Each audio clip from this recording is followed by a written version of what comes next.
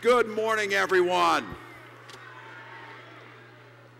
Well, thank you to Mayor Ness and the great people of Duluth for the incredible welcome we had here. Could we have picked a better city to have this in? Unbelievable.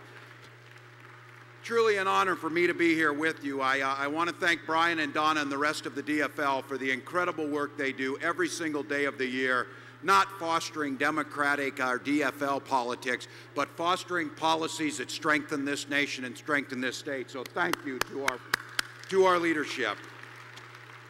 Special thank you to my family you see up here, a central part in all of our lives. And I think you heard on there, we don't often talk the family values thing because I think most of us in this room understand it's far better to live a sermon than give one, but I do want to give a special thank you to my wife, Gwen, who is, those of you who know her, is absolutely incredible, and I'm thankful for many things about her. Chief among those maybe is that she chooses not to primary me, because those of you who know her, she is a wonderful politician in her own right. So Gwen, thank you. I also have the special privilege today, a couple of the folks here and the Lincoln County delegation from the 7th CD, my mother-in-law and father-in-law are here, Val Jean and Lynn Whipple, so I want to thank them. And you do know that old saying, behind every successful congressman is an astonished mother-in-law, so Lynn, thank you. But more importantly, I want to thank each of you. The first CD folks that are sitting over here especially,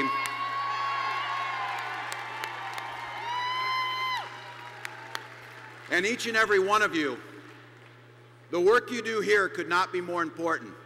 Not because it's an end in itself, because it's a means.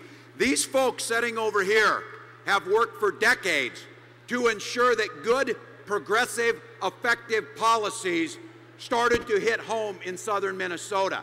And because of the countless years of work and laying the framework, in 2008, we not only got 63% of the vote, we won every single county in southern Minnesota.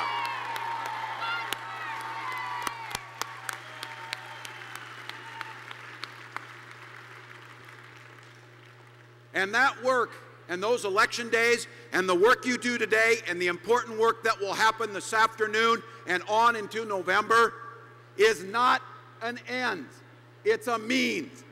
The ends is the policies that make this country fair, that make this country stronger, that make this country as great as it can be. So please understand, the work that you do, the work that these folks over here did, when it came down for decades-long choice to reform a healthcare system, one that would provide access for 32 million more Americans, one that would control cost, one that would make sure people had access when they needed it. That piece of legislation passed by 3 votes. That's the 1st congressional district and 2 others across this great nation. That's what activism means. We are bringing that change that Speaker Pelosi talked about. We are bringing that change that President Barack Obama talked about and making it happen. After inheriting the worst financial crisis since the Great Depression, in a mere 15 months, we are turning the ship of state. We're bringing policies that work for middle-class Americans, passing health care, bringing transparency to government, and more importantly, becoming effective on those things we care about. The last year and a half has brought the most sweeping changes to the care of this nation's veterans in the history of our country. That's because of the work you're doing. Now, make no mistake about it, these changes rile some folks. These changes scare some people. These changes get people to think that we the people means a small 25%. And that loud voice you've been hearing, keep in mind, those folks who profess to be so angry now, I think perhaps the teacher in me makes me see things just slightly differently. So I decided, thinking about why these folks are so angry, I thought maybe we should give them credit for having the patience of saints, because apparently, they had such self-restraint that after 9/11, and the world experienced the tragedy of 9/11, but the opportunity of unity, they weren't angry when the previous administration ruined those opportunities to unite this world and divided it even further. They weren't angry. They weren't angry, and they showed great restraint when we went to war in Iraq, costing trillions of dollars and thousands of lives on false pretenses and misinformation. They weren't angry about that. They also must have fought hard to not express their anger as decades of allegiances and goodwill around the world were brought crashing down. And as elected representatives of this government stood and advocated for torture. They were not angry about that. They sat idly by as a new generation of robber barons brought this nation and the world to its knees financially, destroyed our financial system, turned surpluses into deficits, and they still didn't get angry.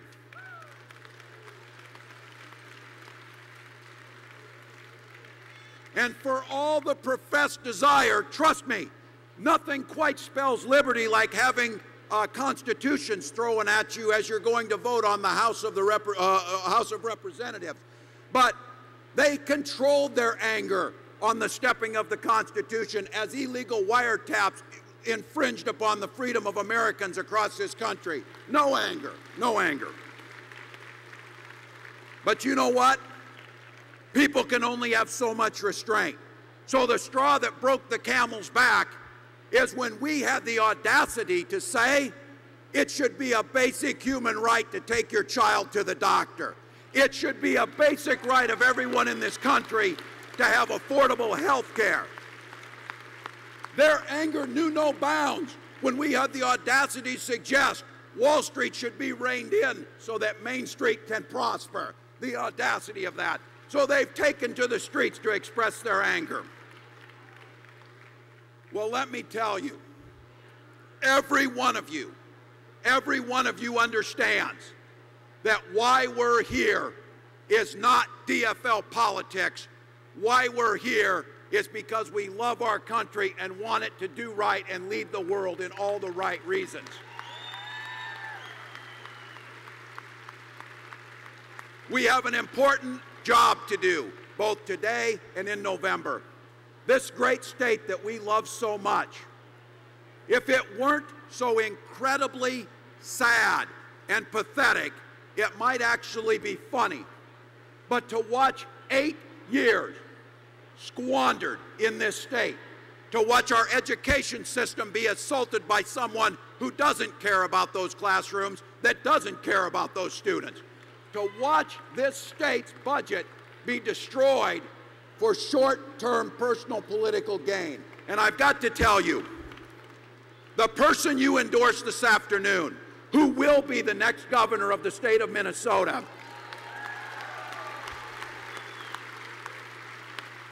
I can guarantee you that person will not squander 8 years so that they can tramps across the country, finish with 3% in a straw poll, far behind Ron Paul, and call that governance.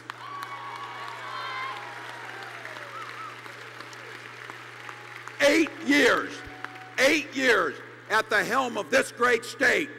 And you know what he has to show for it? Coming home as third billing behind a half-term governor and a truth challenge congresswoman. That's what we have to show for it.